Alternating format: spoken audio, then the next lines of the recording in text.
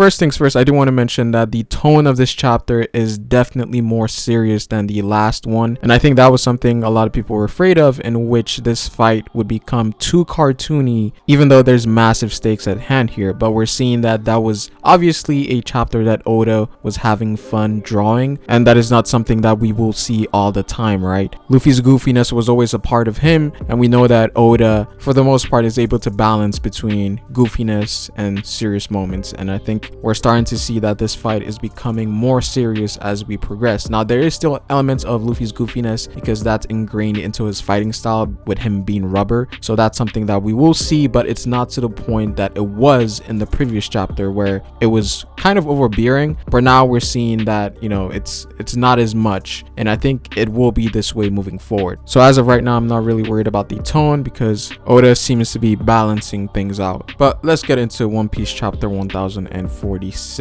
Now before we keep going, I'd appreciate it if you dropped a like on this video. Let's go for 1,000 likes as usual, and subscribe if you're new here. Now let's start with Kaido versus Luffy before we move on to other things. Now we didn't really get much of a fight in this chapter. We only got a few pages of the fight and nothing really transpired between those pages, just a few attacks here and there. But we do get some interesting reveals or subtle hints about Luffy's awakening and how that came about. Now the fight starts with Kaido sort of recovering from Luffy's attack in the previous chapter, and he mentions to Luffy as to who he is. And again, this was something that a lot of people were talking about because Luffy seemed like a different person, and even other characters couldn't recognize him because he was so different in terms of everything that he displayed before. And so this baffled Kaido because it's almost like Luffy was a completely different person, right? And this could be attributed to the fact that with Zoans you get the traits of the beast or being of the devil fruit, and that in a sense can change or influence someone's personality in some way, shape, or form. In this case, we're seeing that Luffy is becoming much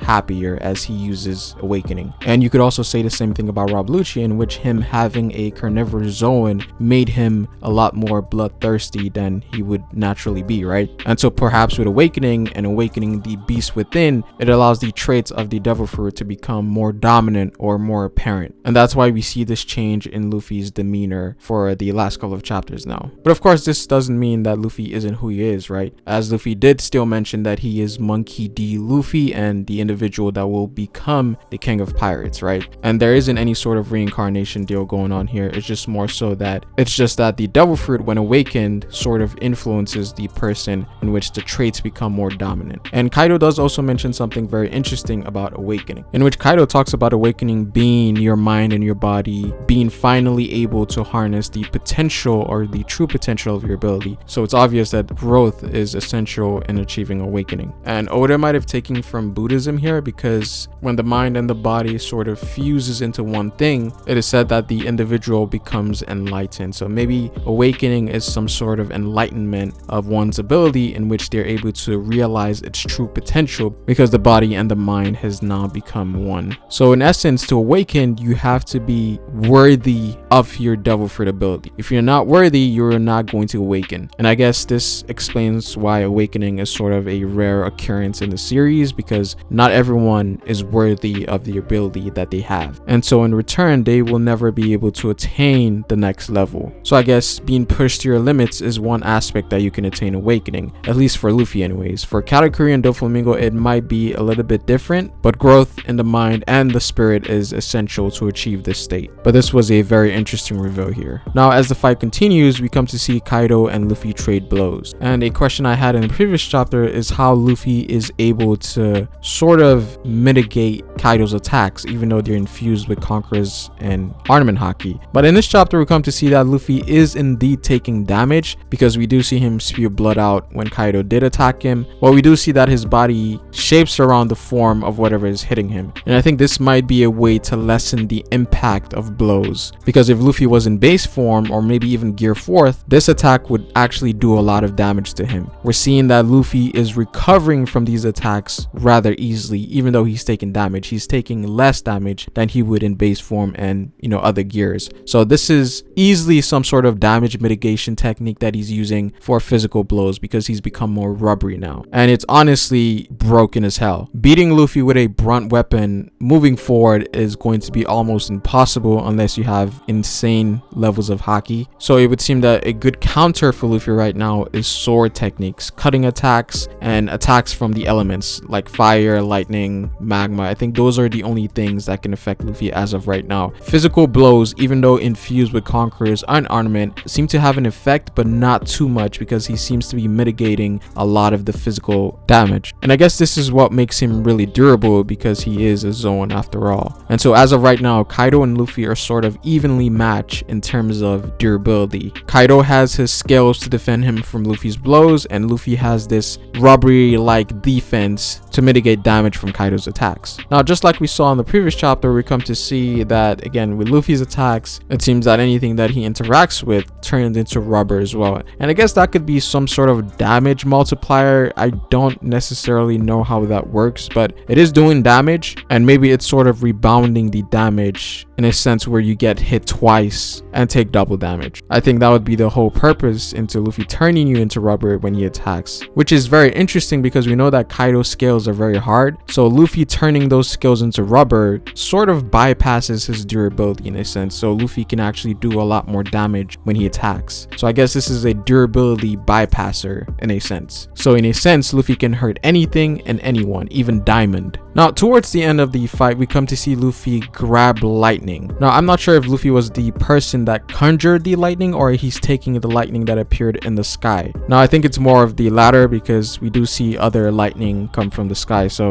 Luffy most likely grabbed that lightning and turned it into rubber in some way, shape, or form. Now, what's also interesting is that Luffy, for the most part, apart from his fire abilities, we do also know that he had access to lightning. Not so much on the scale of Red Hawk, but something that is very noticeable, and he usually uses it with Gear 3rd, in which he amplifies his attacks with lightning, which he normally calls Thor, or he adds Thor at the end of the attack, right? And so perhaps the Sun God had the ability to sort of manipulate lightning and fire, because we have seen these two abilities from Luffy beforehand, but obviously not to this extent. So Luffy's fire and lightning abilities might be the manifestation of his Devil Fruit, or one of the several abilities that Nika had. So we might see more Thor attacks moving forward, but on a much grander scale. So I'm really wondering what Luffy is going to do with that lightning spear. But Luffy does look very godlike in this chapter. Now, it would also seem that Luffy and Kaido are reaching the limits of their ability, and again, someone is going to pass out eventually, right? We're seeing that Kaido's powers are weakening to the point that he can no longer hold Onigashima, right? This was mentioned by Yamato, saying that the flame clouds are becoming more unstable and Onigashima is about to fall. Now, we do know that Onigashima is on land right now, but we don't necessarily know where, but it's very close to the capital. And so obviously someone has to come and save the day, right? And a point of discussion before Luffy awakening was Luffy turning Onigashima into rubber so that it would sort of negate the impact when it does land on Wano. So that is something that we might actually see happen here. It's becoming more of a reality now. Now, I'm not sure how Luffy is going to do that while he's also fighting Kaido, but again, Kaido seems to be at his limit, so we don't know how this is going to turn out. But obviously both characters are very confident as of right now. Kaido and Luffy are evenly matched, so I'm definitely looking forward as to what will happen at the end of this fight, because I'm not sure if it's going to follow the usual scheme that a lot of people think it's going to go. There's something surprising that's going to come out at the end. It's not going to be the usual Luffy defeats Kaido in a powerful blow or something like that. I think Oda already mentioned that something special is going to happen here, so I'm excited to see that. Now, deviating to what is actually happening inside of Onigashima. Now, we had a lot of dialogue here, but there's really not much to talk about except Raizo's plan, right? And here we come to see that Raizo was planning something, and this was actually shown or hinted in one of the previous chapter in which he talked about the preparations being almost done, and here we come to see that being realized. Now, due to Kanjuro's fire demon engulfing everything in flames, we come to see that the majority of Onigashima is literally on fire, to the point where even the fumes are going up to the point where Luffy and Kaido are fighting. And so at this point, there's really no one that has any power to douse the flames, right? It just keeps spreading. And so this is where Raizo comes in clutch. And we come to see that Raizo was able to use his scrolls to contain the water on Zou in case another situation would arise where fire would engulf everything. And he's obviously reminded of his failures back in Odin's castle, which happened to burn down and no one could really do anything about it. So he developed this plan to store a lot of water in case something like this might happen again, in which it did. With Onigashima engulfed in flames, this was the perfect time to use it. And of course, knowing that we have one of the strongest fishmen on our side, it's only natural that Jinbei would be involved in this plan.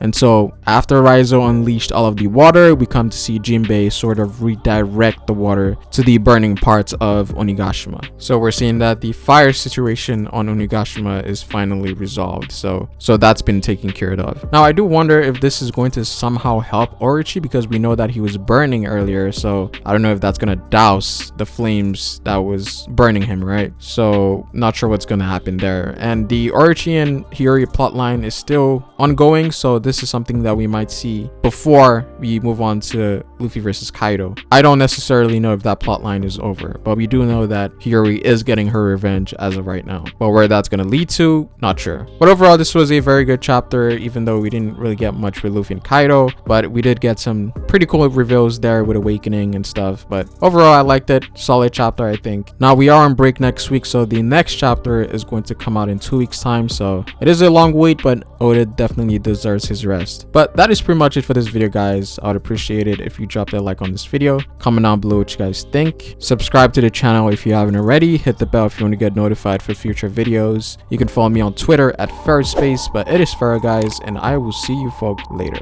Peace.